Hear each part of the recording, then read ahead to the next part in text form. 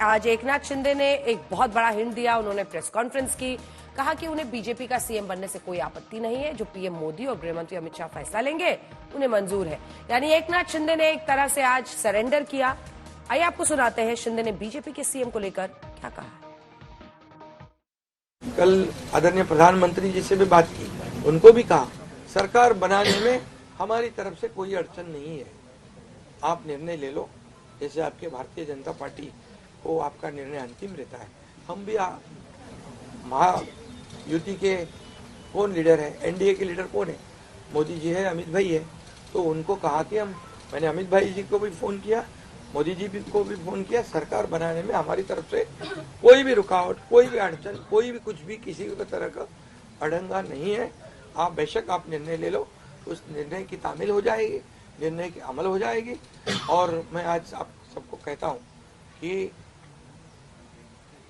Bharatiya Janata party के वरिष्ठ नेता जो निर्णय लेंगे मुख्यमंत्री पद के बारे में, जो उनका कैंडिडेट होगा, उसको हमारा शिवसेना का पूरी तरह समर्थन है, पूरी तरह हमारा पाटिंबा उनको है।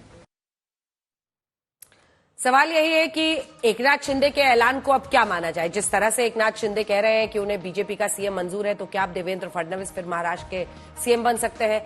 क्या देवेंद्र फडणवीस का मुख्यमंत्री बनना तय माना जाए? वैसे आपको बता दें 2014 में देवेंद्र फडणवीस पहली बार सीएम बने थे महाराष्ट्र के।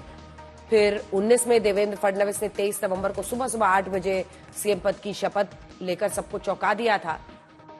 अजित पवार के साथ उन्होंने वो मुख्यमंत्री बने, इन्होंने शपथ ले ली थी। लेकिन महाराष्ट्र में बड़ा सियासी खेल हुआ। उद्धव ठाकरे सीएम बन गए। 2022 में महाराष्ट्र के अंदर फिर सियासी खेला हुआ। इस बार एकनाथ शिंदे ने बगावत की माफ कीजिएगा उद्धव ठाकरे से, और फिर एकनाथ शिंदे ने अपने विधायकों के साथ बीजेपी के साथ वो अलग पार्टी बनाकर गए और देवेंद्र फडणवीस ने डेप्यूटी सीएम की शपथ ली, जबकि एकनाथ शिंदे सीएम बने।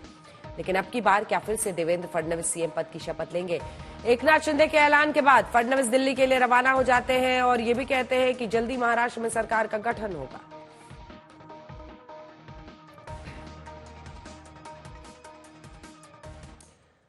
साहिल जोशी हमारे सहयोगी इस खबर पर हमारे साथ इस वक्त सीधा मुंबई से जुड़ रहे हैं। तो क्या साहिल, सीएम फिर CM to deputy CM back to CM हो सकता है देवेंद्र फडणवीस के लिए?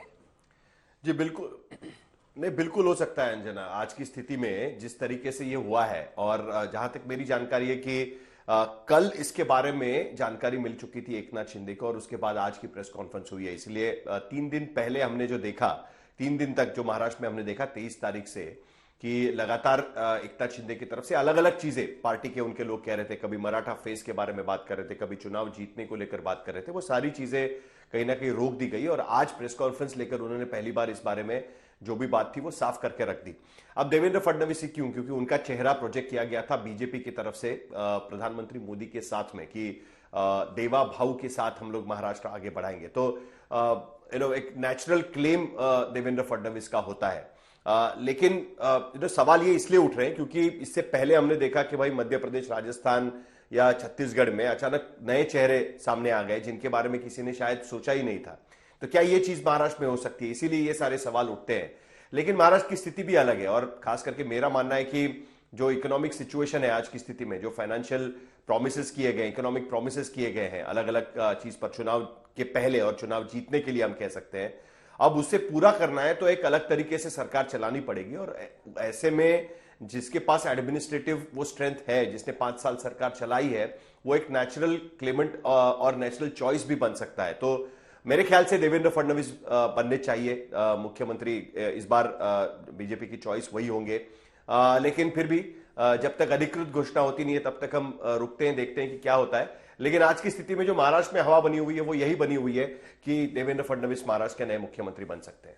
कल तक का इंतजार है साहिल, उसके बाद ये भी क्लियर हो जाएगा। धन्यवाद आपका इस तमाम जानकारी के लिए, क्योंकि कब तीनों की बैठक है यहाँ दिल्ली में और यहीं से फैसला निकलना है।